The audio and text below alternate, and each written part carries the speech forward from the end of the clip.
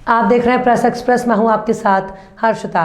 पूर्व महाराष्ट्र के मुख्यमंत्री पृथ्वीराज चौहान ने कहा कि राज्य सरकार पहले सेशन ही विभाजित करने वाले मुद्दे हैं। विदर्भ के कई मुद्दे हैं, उस पर महाराष्ट्र की सरकार की तरफ से ध्यान नहीं दिया जा रहा है। अभी भी समय है, सभी मुद्दों पर सरकार चर्चा कर आने वाले अधिवेशन का जो भी समय बचा है उसमें देखिए और क्या कहा पृथ्वीराज चौहान ने।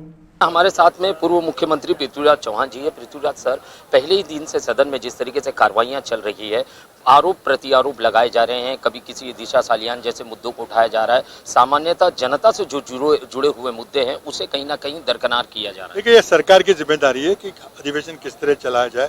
हमारी पहली मांग थी कि विदर्भ का 2 साल के बाद होने वाला अधिवेशन है किमान कम से कम 3 हफ्ते तक चलाया जाए, लेकिन सरकार ने सिर्फ 2 हफ्ते का कार्यक्रम घोषित किया है।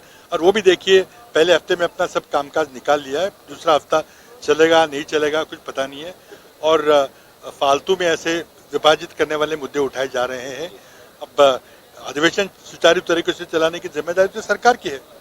सर, मैं अगर बात करूं, महाराष्ट्र के अंदर विदर्भ एक ऐसा राज्य है जहां पे किसानों की सब में ज्यादा आत्महत्याएं हुई है, मगर वहीं ना कहीं विदर्भ को भी इससे दरकिनार किया जा रहा है, साइड में रखा जा रहा है। देखिए, इस अधिवेशन में विदर्भ के, मराठवाड़ा के प्रश्न यहाँ पे उसकी चर्चा होनी चाहिए। कुछ चर्चा के बाद कोई हल निकलना चाहिए, कोई नीति निर्धारण होना चाहिए, लेकिन होते हुए दिखाई नहीं दे रहा है।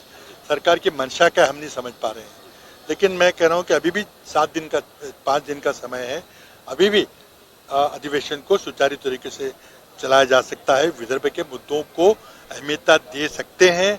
हमारी इंडस्ट्रियल बैकवर्डनेस का सवाल है, किसानों के आत्महत्या का सवाल है, संतरे की कीमतों का सवाल है, धान को बोनस देने की बात है, कई सारे मुद्दे हैं, लेकिन गंभीरता से कोई चर्चा ही नहीं हो पा रही।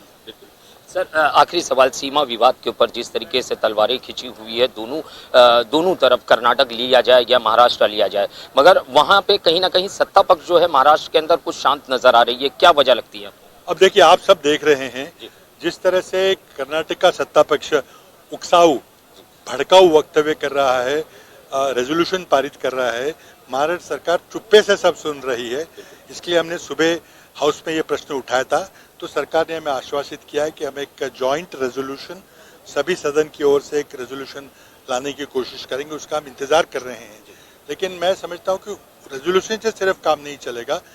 केंद्रीय गृह मंत्री को समझाना पड़ेगा कि देखिए, ये मुद्दा सर्वोच्च न्यायालय में, सुप्रीम कोर्ट में प्रलंबित है और जो भी उसका फैसला आएगा हम स्वीकार करने को तैयार है। आप कर्नाटक सरकार को भी बताइए कि आप कोई भड़काऊ वक्तव्य ना दीजिए, नहीं तो उससे परिस्थिति बेकाबू हो जाएगी। जैसे कि आपने सुना, ये थे पृथ्वीराज चौहान जी, जो कि पूर्व मुख्यमंत्री भी रह चुके हैं महाराष्ट्र के, और उन्होंने साफ शब्दों में कहा कि जिस तरीके से सीमा विवाद की बात की जाए तो जो है इस समय जो है आश्वासन दिया गया है विरोधी पक्ष को कि उसमें जल्द ही कोई रेजोल्यूशन महाराष्ट्र के अंदर भी पास किया जाएगा, जिससे कि इस विवाद को खत्म किया जाए। कैमरामैन सटविलकर के साथ सही की रिपोर्ट, प्रेस एक्सप्रेस, नागपुर।